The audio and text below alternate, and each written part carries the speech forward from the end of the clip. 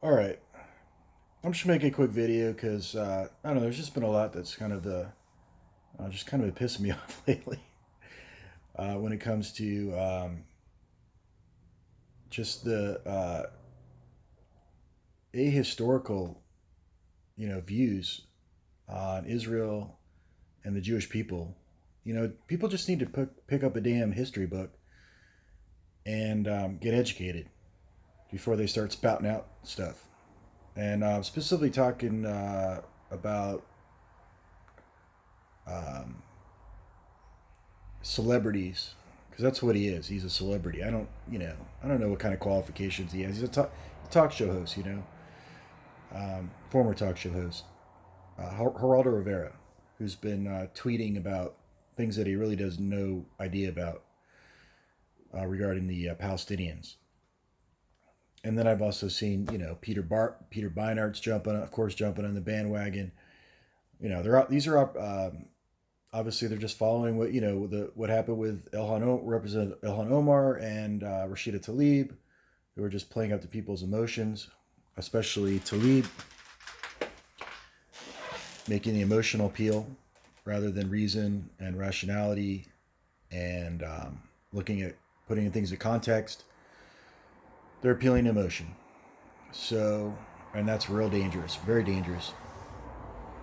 Um, obviously, all this is a result of Israel denying the entry visas to Omar and Tlaib over their support for BDS, the Boycott, Divestments, and Sanctions movement, um, which seeks to force Israel to change its behavior as a sovereign nation and ultimately to destroy Israel, because one of the platforms of BDS is to let the descendants of these refugees, who now number in the millions, are all over the world, to let them have the right of return, as they call it, and which would basically just overrun the Jewish state of Israel with millions of Arab Muslims, and that would be the end of Israel.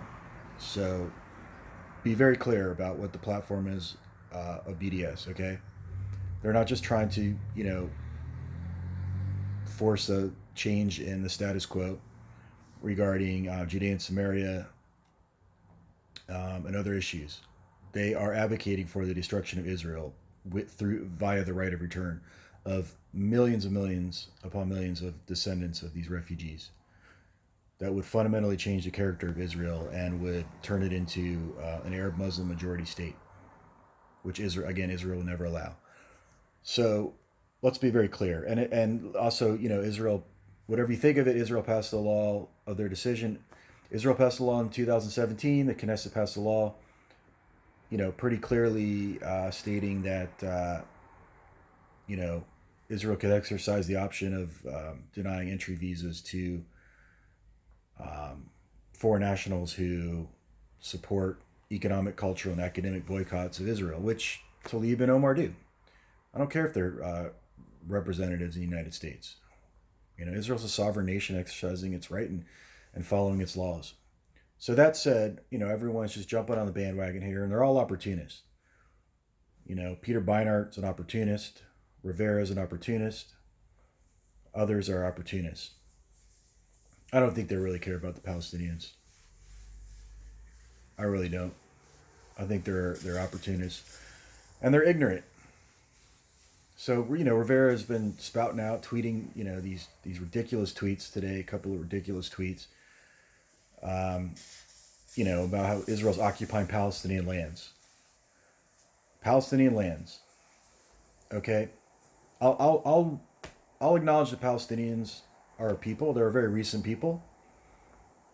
I don't want to deny them their right to self determination as a recent people. They seem to deny the Jews the right to self determination. Their leader, Mahmoud Abbas, does not even recognize us as a people. He calls Judaism a religion. He does not recognize us as a people. And why doesn't he recognize us as a people? Because if we're just a religion, then what right do we have to the land of Israel? What right do we have to self determination?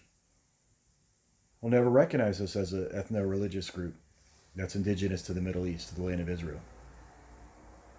So because that would mean that we have a legitimate claim to the land and self-determination and a state of our own. But if he says we're not a people, what right do we have? So that's one of the problems, with the Palestinian quote unquote narrative.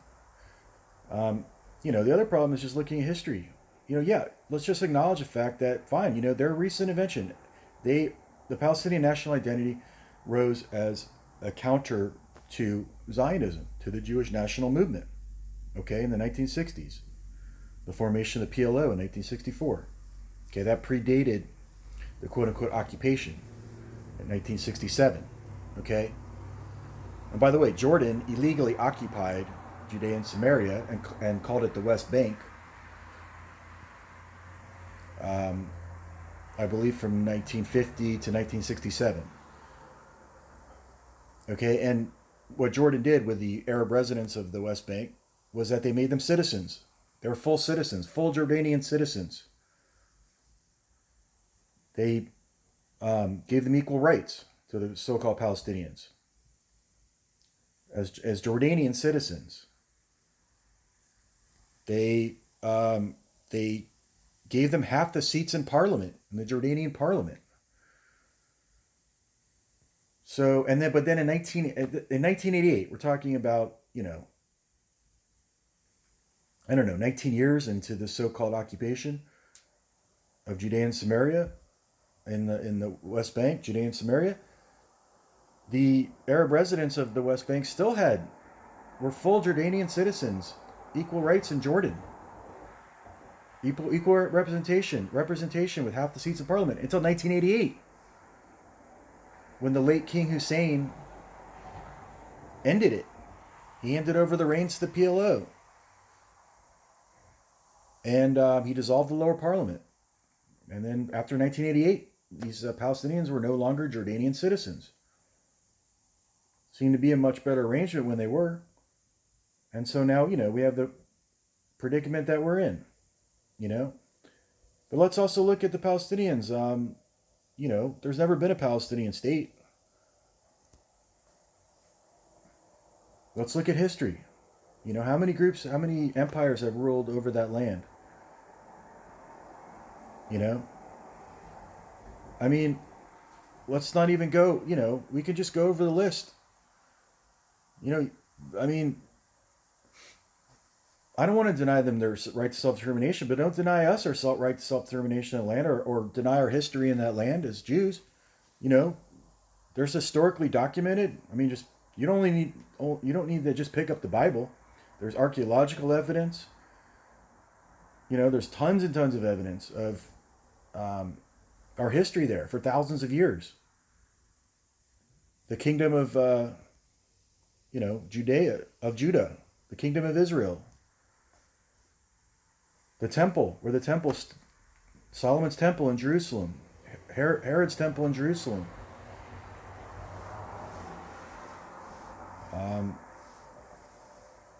Don't deny us our history there. I don't want to deny, your right to your history, your self-determination, but stop denying ours. Okay? I mean, let's look at all the, where were the Palestinians in history? Where were they were they there when the Babylonians conquered Jerusalem and destroyed the temple? Were they there when the Persians came? Were they there when different, Muslim caliphates conquered Israel? When the Crusaders set up the Kingdom of Jerusalem? Not to mention, the Greeks, the Romans,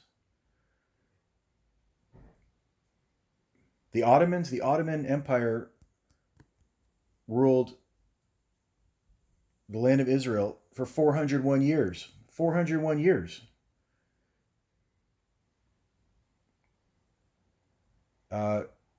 Followed by, they lost World War I.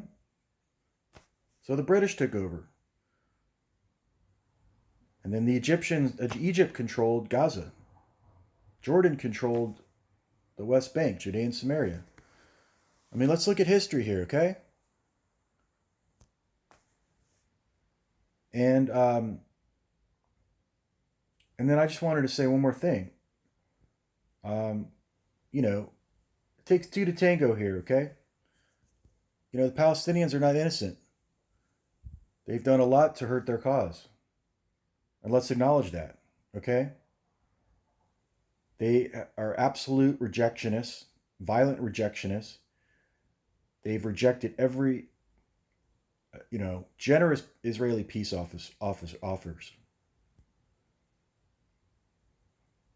One after another, they've rejected. And, and what do they do when they reject these peace offers? They participate, they start an intifada.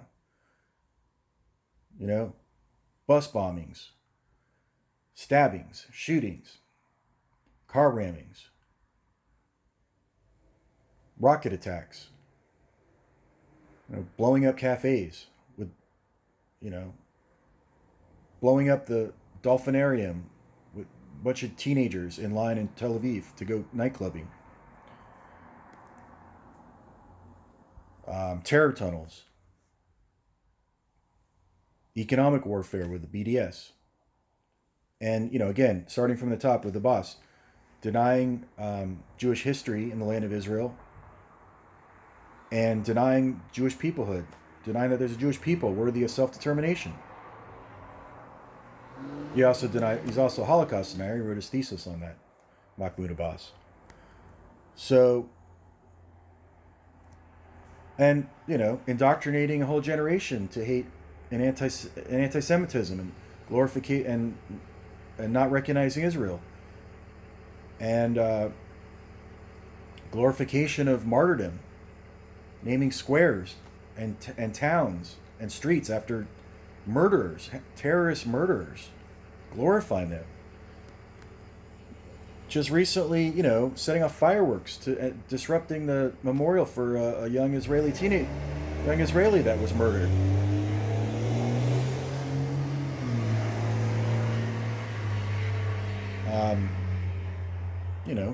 Handing out candy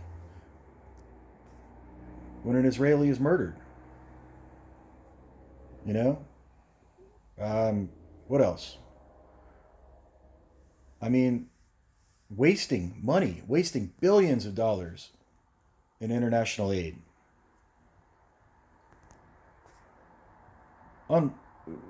Corruption at high levels in the government, in the Palestinian Authority, Hamas.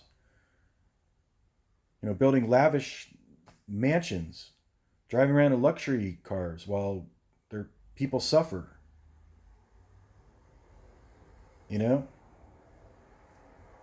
So, they're not innocent, okay? Don't just blame Israel for this situation. Okay? And I'm talking about opportunists like Geraldo Rivera, Peter Beinart, and others. So, everybody wants peace, okay? But peace only comes with, a recognition of both sides. So, anyway, that's all I just wanted to say. Thanks for watching.